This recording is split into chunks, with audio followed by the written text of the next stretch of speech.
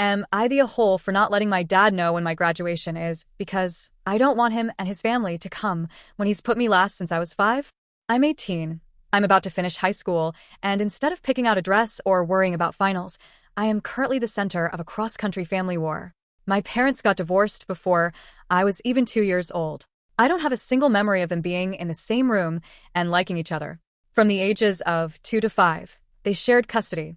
It was fine, or at least as fine as that situation can be for a toddler. I had my bedroom at mom's and my bedroom at dad's. Then everything changed when I was 5. That was the year my dad met her. She was in town for a few months for work or family. I don't really know the specifics, but she had a 2-year-old daughter. Within 8 weeks, my dad decided he couldn't live without this woman and her child. He packed up his entire life and moved 20 hours away to be with them. I remember the day he left, though the details are blurry and tinted with that weird childhood confusion. I remember boxes. I remember him hugging me and saying he'd see me soon. I didn't understand what 20 hours away meant. I just knew that the next time I went to his house, it wasn't his house anymore. It belonged to someone else. My mom was the one who had to sit me down on the floor and try to explain that dad was moving to a different state. She tried to be the bigger person. She told me he still loved me and that sometimes grown-ups have to move for happiness. But even at 5, I could feel the shift. If he loved me, why was he going somewhere I couldn't walk to? Why was he going to live with a little girl who wasn't me? From that point on, my relationship with my father became a series of flights and summer visits. And those visits were a special kind of hell. Every summer, I'd be shipped off to this new life he'd built. It was like walking into a movie that had already started, and I was just an extra with no lines. My dad spent the entire time being a full-time father to his stepdaughter. I'd sit at the kitchen table and listen to him talk about her school, her friends, her favorite foods. The worst part was hearing him complain. He would actually sit there and vent about how her biological father took time away from him or how much he missed her when she was at her dad's for the weekend. I would be sitting right in front of him. I was the child who only saw him for 3 weeks out of 52. I was the child he actually left behind. But he would be misty-eyed over missing a girl he saw every single day. The summer after her biological dad dipped and stopped showing up was the most revealing. My dad was glowing. He was genuinely happy that the other guy was gone because it meant he didn't have to share her anymore. He finally had the complete family he wanted. I remember staring at him during dinner while he ruffled her hair, realizing that he had found a replacement for the daughter he abandoned, and he wasn't even ashamed of how much he preferred the substitute. He never spent one-on-one time with me. Not once. If I asked to go get ice cream, it had to be a family outing. If I wanted to watch a movie, his stepdaughter had to pick it. I was a guest in a house that was supposed to be my father's. I acted out. I know I did. I was a difficult kid during those visits. I refused to play with his stepdaughter. I'd lock myself in the guest room. Eventually, his wife tried to step in and parent me. She told me I needed to be a nice big sister and that I shouldn't be mean to her daughter. I snapped. I remember screaming at her that she stole my dad and that she needed to go away. My dad treated me like I was insane. He told me, "Nobody stole me. You still have me." I looked him dead in the eye and asked, "Where's all the talk about missing me? You cry when she's gone for 2 days, but you haven't lived in the same state as me for 10 years. He told me, he said he missed me all the time. I told him I only ever heard him missing the girl who wasn't his real daughter. He lost it. He grounded me for the rest of the visit because I said she wasn't his real daughter and told him she wasn't my sister. He was obsessed with a blended family narrative, but he forgot that you can't blend something if you've thrown one of the ingredients in the trash. Then came the half-brothers. When they were born, he acted shocked, genuinely offended, that I didn't bring them gifts. Every summer, he'd ask, "Did you bring anything for your sister?" My answer was always a flat no. I stopped hating the wife and the girl eventually. They were just people living their lives. My anger shifted entirely onto him. I've tried to tell him how I feel at least 5 times as I got older. Each time, he'd give me this condescending pat on the shoulder and say, "You can't see why I made the decisions I made yet, but as an adult, you will." Well, I'm an adult now. And all I see is a man who met a woman and decided his existing child was an acceptable loss. I told him that. I told him he chose a woman he'd known for 2 months over his own blood. He moved so far away that he chose to be a summer memory instead of a father. He expects me to just slot into his perfect little suburban life every June and pretend I don't see the hole where I should have been. The breaking point happened last year. His stepdaughter was going to a sleepaway camp that happened to be about 30 minutes from where I live with my mom. My dad called me, acting all casual, and asked me to check on her and go visit her since it was her first time away from home, and she was nervous. I told him no. I told him never to ask me to do anything for her again. He acted like I'd kicked a puppy. He told me it was a huge deal to him and that family helps family. I pointed out that this was the first year I hadn't come to visit him for the summer, and he hadn't even noticed. He didn't have a response to that. Later that day, his wife called me to yell at me, saying I was heartless for saying I wouldn't help her daughter in an emergency. I hung up on her. I haven't spoken to him since September. Then last week he called. He didn't ask how I was. He didn't ask about my grades. He said, I thought you would have started letting me know the plan for your graduation by now. Your mother and I need to schedule time off work and book the flights. I have a whole family to travel with. We can't make it work last minute. The entitlement was staggering. I have a whole family to travel with. I told him, I don't want you there. You should just go back to acting like I'm not your daughter, since you're so good at it. He told me to stop being a child and to be serious. I am serious, I said. In a couple more years, you can do the graduation stuff with the daughter you replaced me with. Don't tell me you didn't, because I don't believe a word you say about loving me or not abandoning me. I hung up. He immediately started blowing up my mom's phone. He called a dozen times trying to get the date, the time, the venue. I told my mom if she gives him the info, I won't even go to the ceremony. I don't want to look into the crowd and see the man who left me at 5 years old, surrounded by the replacement family. He thinks I should be grateful to be a footnote in. He told my mom he wants to fix this. He asked her to convince me to fly out to see him before graduation, so we can work through it. I called him back one last time. I told him, if you were serious about fixing this, you would fly to me, alone.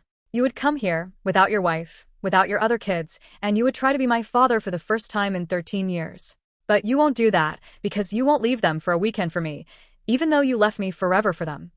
He tried to argue, but I cut him off. You left me for a woman you knew, for 2 months. That's the reality. You don't get to be at the finish line when you weren't there for the race. Then the wife started. She began harassing my mom, texting her that I was treating my dad appallingly and that he deserved respect. My mom, who has spent 13 years holding me while I cried after those summer visits, finally snapped. She told the wife to fuck off and blocked her. They called back on my dad's phone, and my mom did it again. Blocked him too. Now, I'm getting messages from some of my dad's extended family saying I'm being cruel and that graduation is about family. But whose family? His, because I haven't felt like part of it since I was in kindergarten. I feel like I'm being gaslit.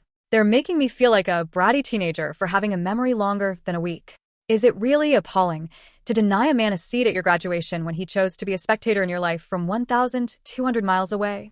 I don't think he deserves to be there. I don't think he deserves the proud dad photos for Facebook. He wasn't there for the late night studying, the breakups, the stressful college applications, or the everyday stuff. He was there for 3 weeks of family time where I was ignored. Am I the asshole for standing my ground? Should I just give him the date to keep the peace? Or am I right to keep this moment for the people who actually stayed? Update. After I posted, things didn't settle down the way I hoped. If anything, it felt like everything sped up. I stopped responding to anyone on my dad's side completely. No more calls, no more texts, nothing. My mom handled anything that came through her phone, and even that stopped pretty quickly after she blocked them.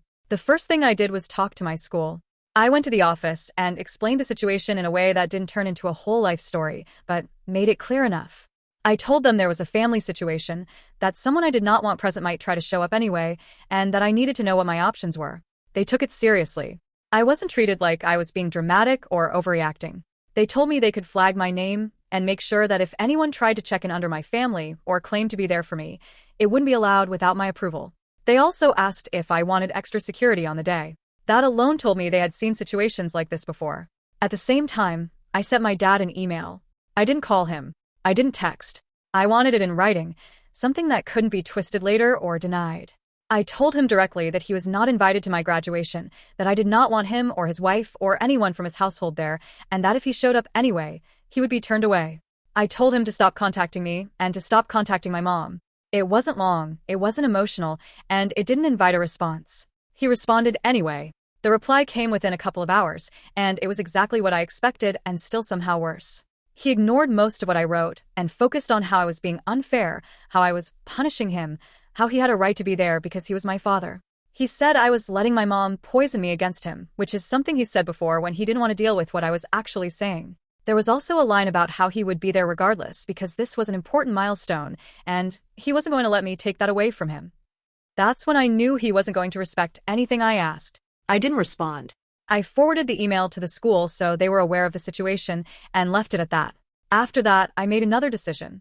I told my mom that I wasn't going to attend the ceremony. It wasn't an easy choice, but the idea of sitting there the entire time wondering if he was going to walk in, scanning every movement in the crowd, waiting for something to go wrong, made it feel pointless. I didn't want my graduation to turn into a standoff. I didn't want it to be about him. I arranged with the school to receive my diploma by mail instead. They were understanding about it, which helped more than I expected. We told a couple of close family members and friends, the ones who actually showed up for me over the years. Instead of the ceremony, we planned a small gathering at home. Nothing big, just something that felt safe. For a few days, it was quiet. Too quiet. Then my dad started again, but this time it wasn't direct. He reached out to other people, trying to get information. He contacted relatives on my mom's side who barely even know him. He messaged people I went to school with. It felt desperate and invasive at the same time. Nobody gave him anything.